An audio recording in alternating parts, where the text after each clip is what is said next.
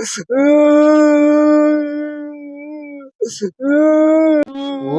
আম পচা কে রে ভাই, তুই কান দিচ্ছিস কে? ছোটবেলার তোর আব্বাই মারা গেছে, আমার তো আর লেখাপড়া হবে না রে ভাই। পরীক্ষার ফর্ম ফিল আপ করে পারতেছি না, বিবেক আমার লেখাপড়া নাই আর। এ জগেন দাদা, তোর কোনো টেনশন নাই, তোর লেখাপড়াও ভালো, মেধাও ভালো। তাহলে কি করা যায়? ওই যে বরিশাল ঝালুকাটি গ্রামে শেরে বাংলা ফজলুর হক, তিনি গরিব মানুষের পাশে দাঁড়ায়। তুই যদি ওখানে যাস না, তোর মেধা ভালো, লেখাপড়া ভালো, সে তো অনেক সাহায্য করবে। তুই সেখানে আজকেই চলে যা, দেরি করিস না। হোক দাদা, তাহলে তুই যখন করু বাইরে হওয়ার নাকি এখন যা দেরি হয়ে যাবি, তাহলে আশীর্বাদ করিস দাদা। আচ্ছা দাদা, ঠিক গ্রামে এলাম না কোন গ্রামে এলাম বুঝতে পারতেছি না, মানুষজন কোনো একটাও দেখা যায় না, কাক যে জিজ্ঞেস করি। দেখি যাক, একটা লোক দেখা যায় যে কাজ করতেছে মনে হয়, কি কাজ করে। ও ভাই, এটা কি ঝালকাঠি গ্রাম?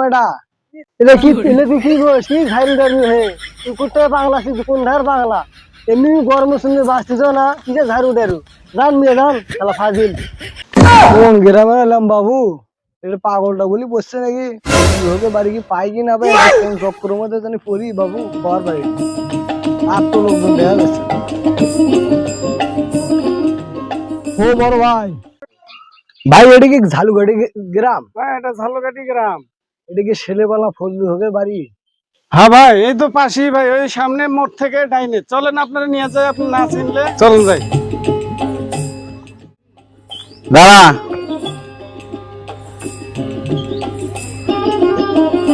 এনে বউ বাচ্চা নিয়ে যায়, আগে চাউল কিনে আগে ভাত খাওয়াবি, আগে বসে থাকবি না, এরপর থেকে কর্ম করবি।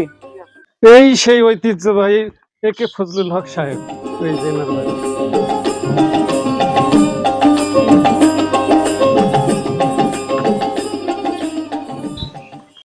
প্রণাম বাবু। কি হয়েছে তোমার? কি সমস্যা?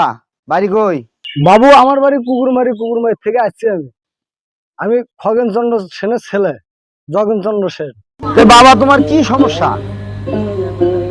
আমার একটু খুলে বলো দেখি, আমি শুনি।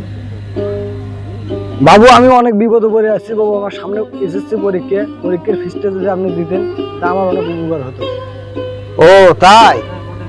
আচ্ছা দাঁড়াও দেখি।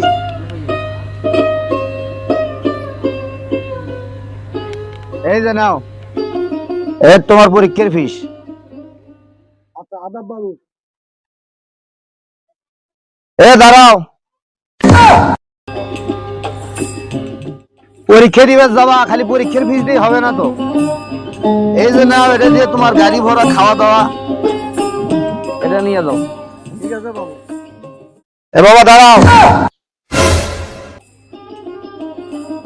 এই যে এটা দিয়ে পরীক্ষা দিতে আসবে, ওখানে বাসা ভাড়া টাড়া খরচ করে ওখানে যা হয় এটা দিও। এ বাবা দাঁড়াও, শোনো,